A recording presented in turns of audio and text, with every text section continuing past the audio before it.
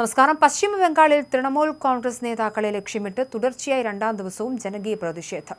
തൃണമൂൽ കോൺഗ്രസിലെ രണ്ടാമനായ അഭിഷേക് ബാനർജിക്ക് നേരെ കഴിഞ്ഞ ദിവസം ആക്രമണമുണ്ടായതിനു തൊട്ടുപിന്നാലെ മുതിർന്ന പാർട്ടി നേതാവും ലോക്സഭയിലെ തൃണമൂൽ ചീഫ് വിപ്പുമായ കല്യാൺ ബാനർജി എംപിയും സ്വന്തം മണ്ഡലത്തിൽ വെച്ച് ക്രൂരമായി ആക്രമിക്കപ്പെട്ടു. ഹൂഗ്ലി ജില്ലയിലെ ചണ്ഡിത്തലയിൽ വെച്ചാണ് ശ്രീരാംപൂർ ലോക്സഭ എംപിയായ കല്യാൺ ബാനർജിക്ക് തലയ്ക്ക് ഗുരുതരമായി അടിയേറ്റത്. തന്നെ വധിക്കാനുള്ള ബിജെപിയുടെ ആസൂത്രിത ശ്രമമാണിതെന്ന് കല്യാൺ ബാനർജി ആരോപിച്ചു.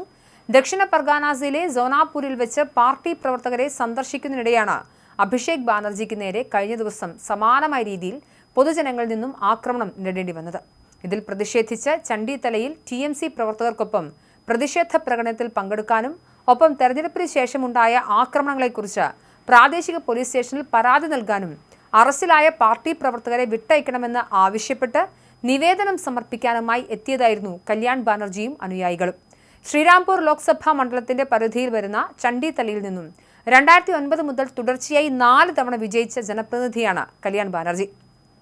പ്രതിഷേധത്തിനിടെ ഗതാഗതക്കുരുക്ക് കാരണം തന്റെ കാർ പിന്നിൽ ഉപേക്ഷിച്ച് കല്യാൺ ബാനർജി ഒരു ട്രക്കിനരികിലൂടെ മുന്നോട്ട് നടന്നു പോകുമ്പോഴാണ് പിന്നിൽ നിന്നും അപ്രതീക്ഷിതമായ ആക്രമണം സംഭവിച്ചത്.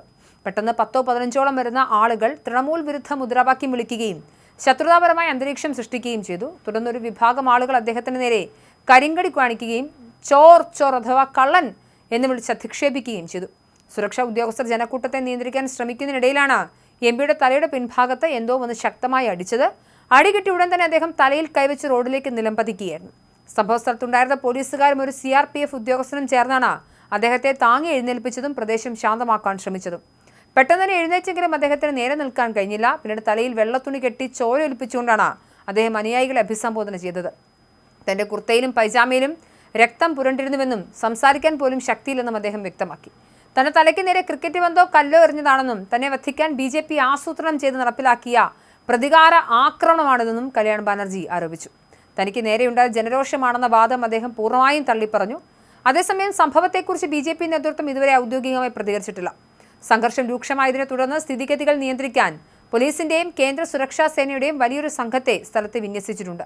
പുതിയ അക്രമ സംഭവങ്ങളോടെ പശ്ചിമ ബംഗാളിൽ തൃണമൂൽ BJP തർക്കവും രാഷ്ട്രീയ അന്തരീക്ഷവും കൂടുതൽ വഷളാകുമെന്നാണ് റിപ്പോർട്ടുകളിൽ നിന്ന് മനസ്സിലാകുന്നത്. എന്നാലും BJP ഇന്നലെ നടന്ന ആക്രമണത്തിൽ തങ്ങളല്ലാതെന്ന് വ്യക്തമാക്കിയിരുന്നു. ഒരു നാട് മുഴുവനും തുടർച്ചയായി ഭരിച്ചിരുന്ന തൃണമൂലിന്റെ നേതാക്കൾക്ക് ഇപ്പോൾ പുറത്തിറങ്ങി നടക്കാൻ പറ്റാത്ത സാഹചര്യമാണ്. ജനപ്രതിനിധികളെ ജനങ്ങൾ തന്നെ നേരിടുന്ന ഒരവസ്ഥ അതിഭീകരമാണ്. എന്തായാലും തൃണമൂൽ കോൺഗ്രസ് പ്രവർത്തകർക്ക് അവിടെയുള്ളത്. പുറത്തിറങ്ങി നടന്നാൽ അപ്പോൾ നാട്ടുകാരടുത്ത് നിന്ന് അടി കിട്ടുന്ന അവസ്ഥയിലേക്ക് കാര്യങ്ങൾ കൊണ്ടെത്തിച്ചിരിക്കുന്നു. എന്തായാലും നിരവധി ആളുകൾ എന്തായാലും ഈ കാര്യത്തിൽ കൂടുതൽ ശക്തമായി രംഗത്തേക്ക് വരുമെന്നാണ് മനസ്സിലാക്കേണ്ടത്. എന്നാൽ MPയുടെ തലയുടെ പിൻഭാഗത്ത് എന്തോ വന്ന് അടിക്കുകയും തല പൊട്ടിച്ചോരയൊലിക്കുകയും ചെയ്തിട്ടുള്ള വീഡിയോ ദൃശ്യങ്ങൾ ഇതിനോടൊപ്പം തന്നെ സാമൂഹിക മാധ്യമങ്ങളിൽ വൈറലായിട്ടുണ്ട്.